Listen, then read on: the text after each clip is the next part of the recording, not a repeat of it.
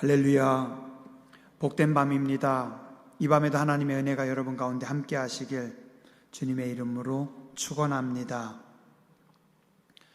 오늘 하나님께서 요셉에게 나타나셔서 요셉을 통해서 말씀하십니다. 21절에 보니 아들을 낳을 것이다. 그 아들의 이름을 예수라 하라. 이는 자기 백성을 저희 죄에서 구원할 자이심이라. 구약에 약속하신, 구약에 말씀하신 그 예언을 이제 하나님께서 이루시겠다. 구체적으로 선지자 이사야가 이사야 7장 14절에 예언했던 예언입니다. 그러므로 주께서 친히 징조를 너희에게 주실 것이라. 보라, 처녀가 잉태하여 아들을 낳을 것이요 그 이름을 임마누엘이라 하리라. 처녀가 임신하여 아들을 낳을 것이고 그 이름을 임마누엘이라 하라.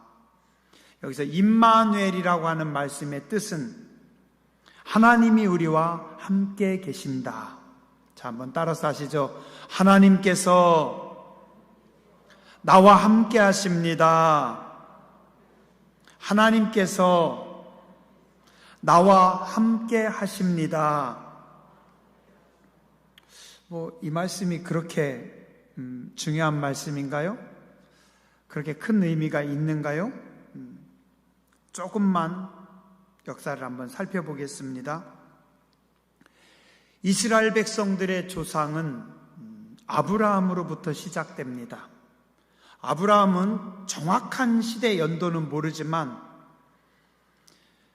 지금으로부터 대략 한 4,000년 정도 전으로 봅니다. 그 정도쯤으로 봅니다. 예수님 오시기 주전 2,000년 전 하나님께서 아브라함을 택하셔서 그 아브라함을 이스라엘 민족의 조상으로 세웁니다. 그래서 아브라함 이후에 이스라엘의 역사가 대략 4,000년쯤 됩니다. 그런데 이 이스라엘의 4,000년은요 우리나라 이상으로 힘든 전쟁과 고난의 역사입니다. 어쩌면 이스라엘은 좀 세계에서 가장 운이 없는 나라라고도 볼 수 있습니다. 왜냐하면 이스라엘은 딱 길목에 있는 작은 나라입니다. 땅덩어리가 크지도 않고 아주 작은 땅이 있는데 이게 길목에 딱 있어요. 어떤 길목이냐면 저 밑에 아프리카로부터 올라가는 길목. 거기서 이쪽으로 가면은 여러분들 보실 땐 이쪽이죠. 이쪽으로 가면 아시아가 있고 그 다음에 또 이쪽 위쪽으로 가면 유럽이 있고 아시아와 유럽과 아프리카가 이렇게 함께 연결되는 그 길목. 그러다 보니까 아프리카의 나라가 강해지면 아프리카의 군대가 땅을 넓히기 위해서 유럽, 아시아로 올라갈 때 밟고 지나가는 땅이 이스라엘입니다. 그래서 이집트가 강할 때 이스라엘을 밟고 갑니다. 그런가 하면 아시아 쪽 아수르라든가 바벨론이라고 하는 대제국들이 나라를 팽창하면서 헬라 제국이 나라를 팽창하면서 세계를 삼키려고 밀고 나갈 때 또 요 길목에 있기 때문에 또 이스라엘을 밟고 곡창지대인 아프리카로 내려갑니다. 또 역사가 좀 지나간 후에 로마가 세계를 지배할 때 요 로마가 또 뭐예요? 아시아와 아프리카를 점령하려고 아프리카로 내려갈 때 그 길목이 또 이스라엘입니다. 그러니까 이스라엘은 밑에서 올라갈 때도 밟히고 오른쪽에서 내려올 때도 밟히고 또 왼쪽에서 내려올 때도 밟히고. 그런데 그렇다고 해가지고 뭐 천연의 요새가 있는 것도 아니에요. 땅이 큰 것도 아니에요. 땅은 작고 조그만 나라가 있는데 큰 대륙들, 큰 나라들이 있으니까 4,000년 동안 엄청나게 많은 전쟁을 겪습니다. 그리고 이 이스라엘이라고 한 나라는 얼마나 불행한가 하면 나라가 있었던 시간보다 나라가 없는 시간이 어쩌면 더 많은 나라입니다. 우리는 우리나라 우리 이 땅의 우리 역사를 살펴보면 우리도 많은 전쟁을 겪었지만 우리가 나라를 빼앗기고 우리 나라가 없던 시대는 언제예요? 일제 식민지 35년입니다. 우리도 반만년 역사라고 하니까 우리나라도 이스라엘하고 역사의 길이는 비슷하다고 봅니다. 근데 우리나라는 그 긴 역사 속에 그래도 감사한 게 딱 35년만 나라 없이 일본의 식민지 치하로 살았는데, 이스라엘은 4,000년 역사 속에 반 이상의 시간들이, 거의 대다수의 시간들이 나라가 없었던 민족입니다. 참 불행한 민족이죠. 얼마 전에 어떤 성도님이 제게 질문을 하시더라고요. 그냥 좀 제가 충분히 설명해 드릴 수 있는 시간이 없이 지나가면서 질문했는데 뭐라고 했냐면, 목사님, 우리가 왜 꼭 이스라엘의 하나님을 믿어야 됩니까? 예수님은 우리 조상이 아니고 이스라엘의 조상 아닙니까? 그리고 우리가 왜 꼭 이스라엘의 역사를 공부해야 되는 겁니까? 그죠? 성도님들 중에 그런 질문들 많이 하십니다. 왜 하필 이스라엘이냐? 근데 하나님께서 지구상에서 한 민족을 택하셔서 하나님의 위대하심과 하나님의 사랑하심을 보이는데, 그 하나님이 선택한 백성이 이스라엘입니다. 왜요? 그들이 약하기 때문에, 그들이 어쩌면 세상에서 가장 불행한 민족이기 때문에 가장 약한, 가장 불행한 민족을 하나님께서 택하셔서 하나님의 역사하심을 보여주셨다는 겁니다. 자, 예를 들어서 예수님께서 이집트에 오셔서 이집트에서 하나님의 나라를 만드셨다. 그럼 어떨까요? 이집트는 원래 강하니까, 이집트는 원래 군사력이 세니까, 만약에 예수님께서 로마에서 태어나셨다라고 하면 로마가 강하니까, 로마가 세니까 하나님의 능력이 아닌 인간의 능력으로, 인간의 힘으로 되어졌다라고 사람들이 오해할까봐 하나님은 이 땅에서 가장 약하고 가장 불행한 민족을 통해서 하나님의 위대하심을, 진짜 능력을 보여주십니다. 자, 그런데 오늘 예수님께서 오시는 그 시대도 이스라엘이 자기 나라가 없던 시대입니다. 그것도 자그마치 400년 이상 긴 시간 동안 나라가 없었던 그때, 또한 로마의 식민지 치하에서 지내고 있던 그때 예수님께서 오십니다. 바벨론이라고 하는 나라의 전쟁에서 패해서 바벨론 포로로 살다가 거기서 돌아와서 자기 나라를 건설했는데, 그것도 잠깐이고 또 조금 있다가 헬라가 밀려오고 그 다음에 로마가 밀려오고, 결국 이스라엘은 근 400여 년간 나라가 없었고, 또 말라기 선지자 이후에 선지자들이 없었던 가장 힘든 영적인 암흑기에 그때 예수님께서 오셨습니다. 그리고 그때 하나님께서 이스라엘 백성들에게 주신 말씀이 오늘 본문의 말씀입니다. 자, 그러면 이때 이스라엘 백성들이 가장 힘들었던 것은 뭘까요? 이스라엘 백성들을 가장 어렵게 했던 것이 뭘까요? 이스라엘 백성들이 가장 힘들었던 것은, 나라가 없었던 것도 힘들었지만 더 힘든 것은 하나님께서 우리를 버리셨나 보다 라고 하는 생각이었다라는 겁니다. 하나님께서 우리 백성들을, 하나님께서 우리 민족을 버리셨나 보다. 생각해 보세요. 우리는 일본의 식민지로 35년 지내는 시간 동안에도 그렇게 힘들었는데 몇백 년 동안에 나라가 없이 살아갑니다. 그럼 어떻게 해요? 정말 하나님께서 우리를 버리셨나 보다. 아기들을 보면은요, 우리 인간의 모습을 종종 볼 수 있습니다. 엄마가 아기를 키워요. 근데 가만히 보면 엄마는 아침부터 저녁까지, 잠자리에 들 때까지, 혹은 자면서도 아기랑 같이 있습니다.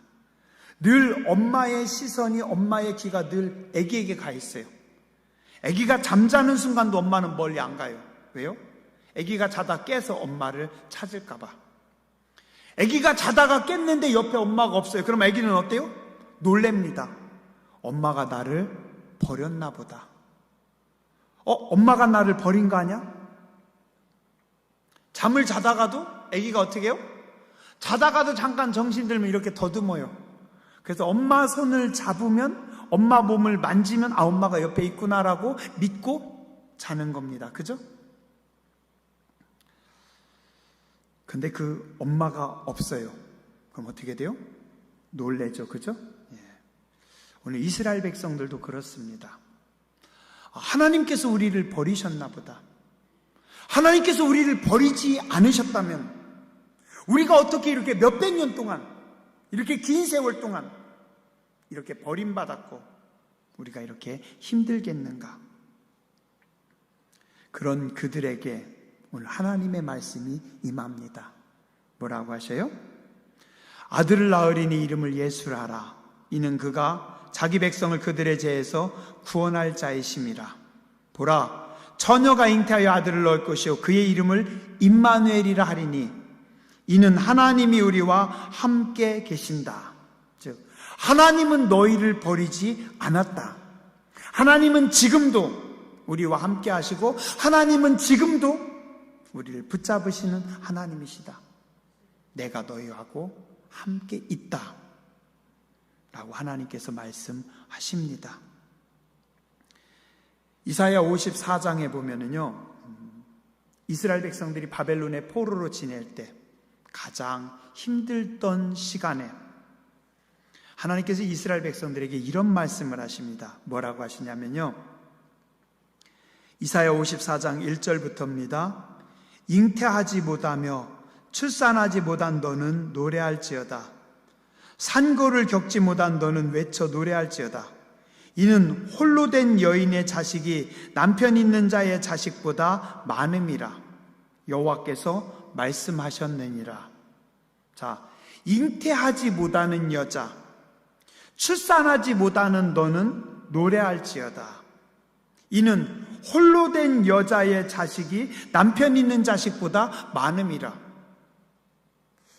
여러분들 이 말씀이 이해가 되세요?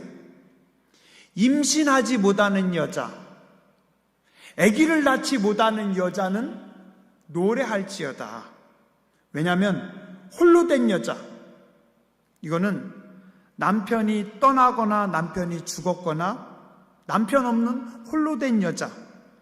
근데 남편 없는 자의 자식이 남편 있는 자들의 자식보다 더 많다. 뭔 소리예요? 바벨론 포로기에 이스라엘 백성들이 바벨론에 지금 전쟁에 잡혀왔습니다. 거기서 온갖 고난을 다 당합니다.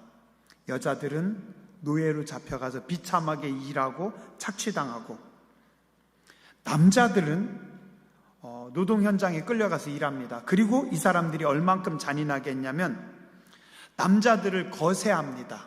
고자로 만들어버려요. 그래가지고 그들을 씁니다. 조금만 마음에 안 들면 다 죽이는 겁니다. 자, 그러니까 이스라엘 백성들은 어떻게 해요?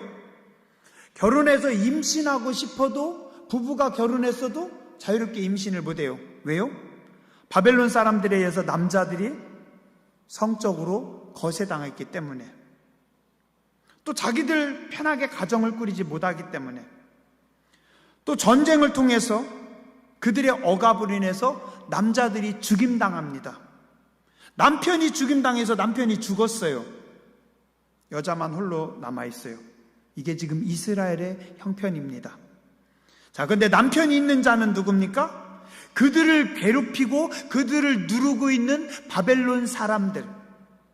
그런데 하나님은 말씀하시길, 지금 결혼하고서도 임신하지 못하는, 자녀를 마음대로 낳지 못하는, 남편이 죽임당하고 남편을 빼앗긴 너희 이스라엘 사람들의 자식들이 바벨론 사람들의 자식들보다 더 많을 것이다. 그렇게 하나님께서 말씀하셨다라는 겁니다. 가능해요? 불가능하죠. 지금 바벨론의 식민지로 지내고 있는데, 이 말씀은 너희가 지금 그렇게 힘들게 살아가지만 내가 너희하고 함께 할 것이다. 내가 너희와 함께 하면, 그러면 니네는 전쟁에 다 죽고 다 어려움을 당해도 내가 너희를 지킬 것이다. 모세 때를 보면 압니다. 모세 때 이집트에 이스라엘 백성들이 애굽에서 바로가 얼만큼 잔인하게 하냐면 남자들을 낳으면 남자를 다 죽입니다. 여자들만 남겨놔요. 군인들이 돌아다니면서 애기 울음소리가 나면 그 집에 들어가서 남자인가 여자인가 확인하고 남자면은 다 죽이는 겁니다. 그래서 고대 이집트에 이렇게 벽화나 그림들에 보면 실제 남자아이들을 데려다가 강에다가 집어 넣는 벽화, 그리고 그 남자아이들을 죽이는 벽화들이 있는 겁니다. 자, 그런데 어느 집에서 아들을 낳았어요. 그 아들의 이름을 모세라고 했어요. 이 아들 어떻게 해요? 어린 때 잠깐은 좀 집에서 숨겨서 키우는데 애가 커서 울음소리가 커지면 순찰하는 군인들을 피할 수가 없는 겁니다. 걸리면 어떻게 돼요? 죽는 겁니다. 그래서 이 모세는 걸리면 죽을 인생이기 때문에 어떻게 방법이 없어서 나무 상자에다가 이 모세 아기를 거기다 집어넣어서 나일강에 띄워보냅니다. 그럼 이 아기는 어떻게 되는 거예요? 애굽의 군인들에 의해서 발견되면 죽음입니다. 자, 만약에 작은 배가 나일강에서 뒤집히면 그냥 거기서 물고기 밥이 되는 겁니다. 이 아이의 인생은 아무것도 없습니다. 그냥 죽음입니다. 엄마도 아빠도 이 아이를 보호해주지 못합니다. 근데 누가 보호합니까? 하나님께서 이 아이와 함께 하신다. 이게 임마누엘입니다. 이게 임마누엘이에요. 아무도 도울 수 없고 아무도 보호할 수 없는 상황이지만 하나님이 함께 하셨더니 하나님이 어떤 일을 하셔요? 이 아이가 군인에게 발견되는 것이 아니라 애굽의 공주에게 발견됩니다. 그래서 공주가 이 아기가 너무 예쁘니까 죽여야 되는데 죽이지 않고 공주가 데려다가 키워요. 누가 유모입니까? 아이의 엄마를 불러와서, 이 엄마는, 모세의 엄마는 자기 아들에게 젖 먹이면서 돈 벌면서 젖 먹이는 겁니다. 그죠? 너미 자식도 아닌 자기 자식에게 젖 먹이면서도 돈 벌면서. 왜요? 하나님이 함께 하시니까. 자, 오늘 임마누엘이라고 하는 것은 이런 절망 가운데 있는 그들에게 내가 너희와 함께 한다. 또한 임마누엘의 하나님은 야곱의 하나님입니다. 야곱의 일생에서 몇 번 결정적인 위기가 닥칩니다. 가장 치명적인 위기를 꼽으라고 하면 3개의 위기를 꼽을 수 있어요. 한 번은 그의 장인과 처남들이 그를 죽이려고 병사들을 데리고 그를 쫓아옵니다. 내일이면 만나게 되고 그의 처남들이 야곱을 죽이려고 합니다. 근데 그날 밤에 하나님께서 그의 장인의 꿈에 나타납니다. 야곱 건드리지 마. 내가 야곱하고 함께해. 야곱은 나와 함께하는 자니까 건드리지 마. 죽을 뻔했는데 하나님께서 저 사람은, 저 야곱은 나하고 함께하는 자니까 건드리지 마라. 그래서 못 죽입니다. 그런데 또 위기가 닥칩니다. 그의 형 에서가 400명이나 되는 군대를 데리고 그를 죽이러 옵니다. 근데 그가 야복 강가에서 기도하던 중 그가 하나님을 만나게 되고 하나님께서 또 어떻게 하셔요? 그 다음날 쩔룩거리는 야곱하고 같이 갑니다. 화가 난 형의 400명의 군인들과 형이 야곱을 죽이려고 했는데 하나님께서 야곱하고 함께 하니까 형이 손대지 못합니다. 불쌍히 여기는 마음이 들어서 둘이 끌어안고 20년간 싸웠던 형제 간에 화해가 이루어집니다. 세겜에 머무르면서 그의 아들들이 잔인한 살육극을 벌입니다. 그래서 세겜 주변의 모든 부족들이 다 화가 나서 연합해서 야곱의 집과 전쟁을 벌이려고 준비합니다. 전쟁을 벌이면 야곱은 자기와 자기 아들들, 식솔들 조금 있는데 당연히 패하죠. 근데 야곱은 누가 함께 하십니까? 하나님께서 함께 하십니다. 그래서 하나님께서 다시 베델로 올라가라. 창세기 35장 5절에 그들이 떠났으나 하나님이 그 사면 고울들로 크게 두려워하게 하셨으므로 야곱의 아들들을 추격하는 자가 없었더라. 야곱은 험악한 인생을 살았어요. 혼자 외로울 때가 많았어요. 어려운 일들이 많았습니다. 그러나 누가?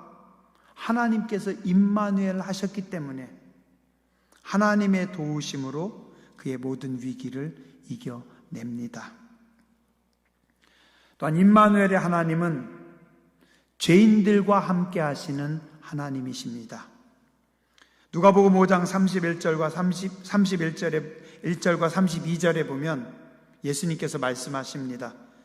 예수께서 대답하여 이르시되 건강한 자에게는 의사가 쓸데없고 병든 자에게라야 쓸데있나니 내가 의인을 부르러 온 것이 아니요 죄인을 불러 회개시키려 왔노라. 건강한 사람에게는 의사가 쓸데없고 병든 자에게라만 필요하고 나는 의인을 부르러 온 것이 아니라 죄인을 부르러 온 것이다. 자, 오늘 우리가 구원받은 거요, 여러분들이 이 자리에 앉아 계신 건 여러분들이 의인이어서 구원받은 거 아닙니다. 여러분들이 훌륭해서 하나님께서 사랑하시는 거 아닙니다. 누구에서 부름받은 거예요? 죄인이어서. 제가 의인이어서 하나님께서 목사로 부르신 것이 아니라 제가 죄인이기 때문에 하나님께서 목사로 부르셨습니다. 우리가 훌륭해서 뭔가 하나님의 상급과 은혜를 입는 것이 아니라 죄인임에도 불구하고 죄인을 사랑하시는 하나님의 은혜 때문에, 불쌍히 여기시는 하나님의 그 사랑 때문에 우리가 살아 있는 겁니다. 오늘 이스라엘 백성들 다 죄인입니다. 죽을 수밖에 없었던 사람들입니다. 하나님은 그 죄인들을 살리기 위해서, 죄인들에게 은혜를 베풀기 위해서, 죄인들을 구원하시기 위해서 오셨습니다. 제가 한 2주 전에 말씀드렸죠? 설교하면서 그 말씀드렸죠? 예수님께서 천국에 들어가실 때 같이 손잡고 들어간 사람이 누구라고요? 모세도 아니고 다윗도 아니고 누구였다고요? 예수님 십자가에서 죽으실 때 옆에서 같이 죽은 사형수. 왜냐하면 같은 날 죽었으니까. 제 얘기가 아니고 어떤 목사님 설교를 듣다 보니까 그러더라고요. 예수님께서 천국 들어가실 때 예수님 손을 같이 붙잡고 갔던 사람은 십자가에서 같이 죽은 사람이다. 그는 평생 악하게 살아왔던 사람이고 그는 사형수로서 죽는 사람인데 그가 예수님께 뭐라고 해요? 주님, 당신의 나라에 임할 때 저 좀 생각해 주세요. 그랬더니 예수님께서 뭐라고요? 네가 오늘 나와 함께, 내가 너와 함께, 내가 내 손을 붙잡고 뭐 하리라? 임마누엘 하리라.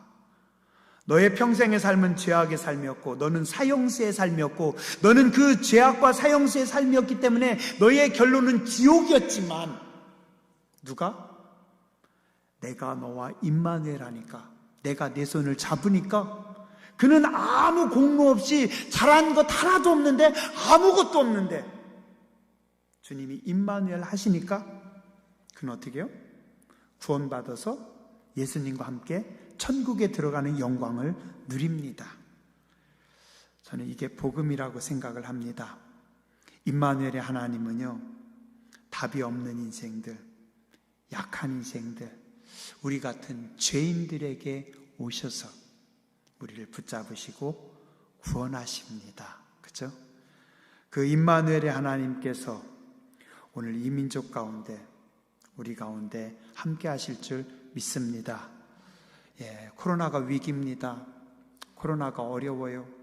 답이 없어요. 나라도 답이 없고 여러 가지 힘듭니다. 근데 그런 생각을 합니다.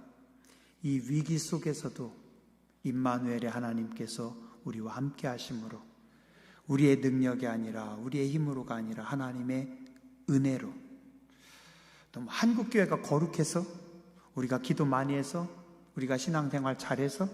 아닙니다. 우리는 아무것도 하나님 앞에 드러낼 것 없고, 오늘 우리 한국교회는 부끄러운 모습밖에 없습니다.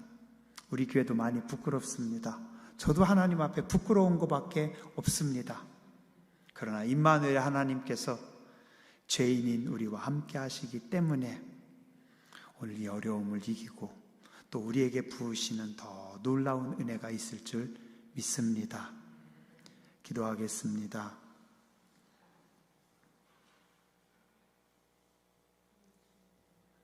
거룩하신 하나님, 은혜로우신 주님, 감사합니다. 죄인인 저희를 불쌍히 여기시어 이 땅에 오시고 임마누엘 하여 주시니 감사합니다.